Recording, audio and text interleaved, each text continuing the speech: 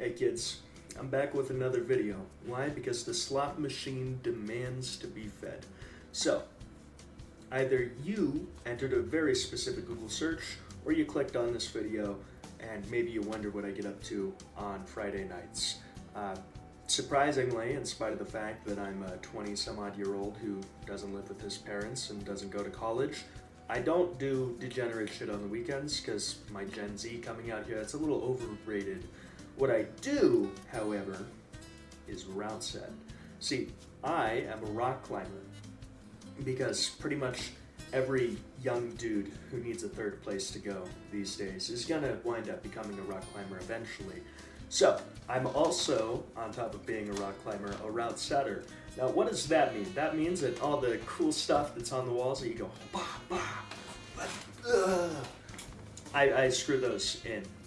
This is route setting for beginners by beginners, and just a general exploration on the topic of rock climbing. A lot of people, when they think of rock climbing, don't think of route setting, but some do. And there's like no resources online at all when it comes to route setting. So here's what I think you need to do okay at it. It's not too hard of a thing.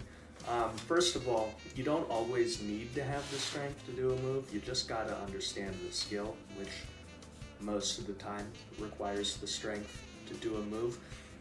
Don't set a ladder, and keep people in mind. That's about it. Now, some people might think, ooh, what does setting a ladder means? That means you go, boom, boom, feet up, boom, boom, feet up, boom, boom, and then you're just all the way up the wall. That's boring. Now, of course, there's boulder route setting and there's top rope route setting. Top rope route setting is painful. That's because my gym does it the old school way, which is where you get this piece of equipment that sounds like a slur, the Jumar. It's a little ascender you clip into your rope, and you hip thrust your way up the wall. A lot of gyms have boom lifts these days, but a lot of gyms also require a USCA Cert 1 to set. Freestyling this video was a mistake. I normally write scripts for my videos. I didn't do that for this one, so I'm fighting for my life over here. Now, of course, in general with rock climbing, maybe you don't rock climb and you're watching this and you're thinking, I might want to try that. It's physical activity. It's a sport. Duh. It's pretty fun. Before anyone goes in and comments something like, have you seen Free Solo? That seems so scary. No. I haven't seen Free Solo. I'm not joking. I haven't seen Free Solo. And I'm not interested in watching it. Alex Cockhold? Who's that guy? But of course, rock climbing is a pretty diverse and really fun scene to experience.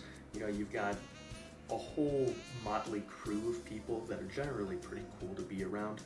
And they're all there for one reason, to have a good time.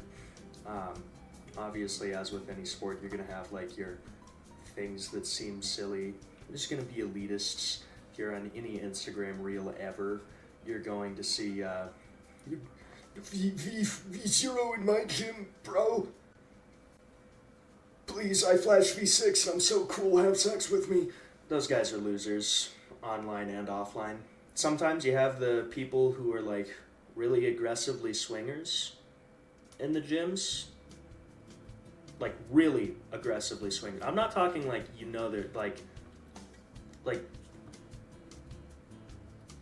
how do I describe it? It's not, there's just more than one person in the climbing scene that you know is a swinger, and there's no way to describe it other than just seeing them. You'll know it when you see them.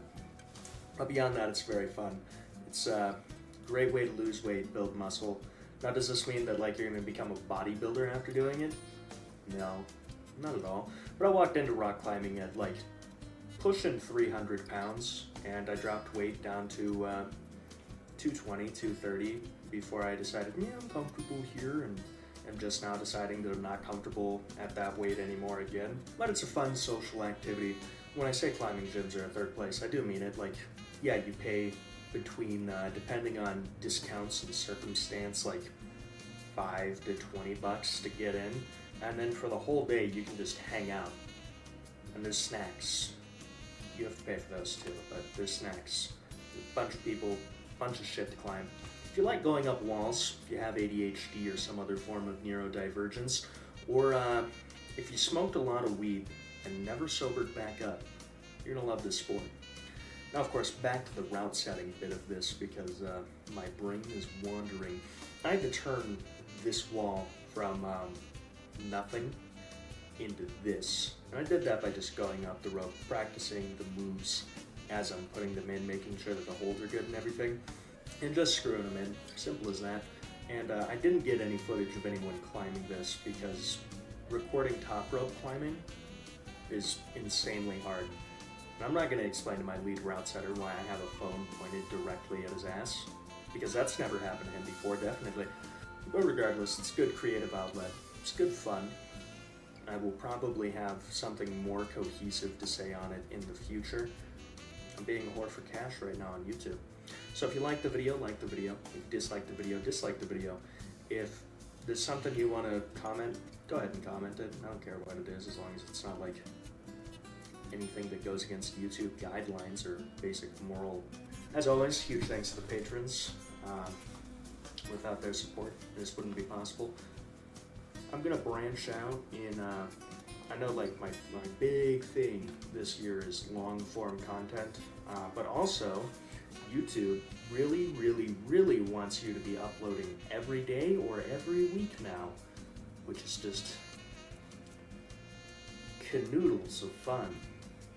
So I figured I'd put something out that's brief, moderately interesting. I didn't write a script.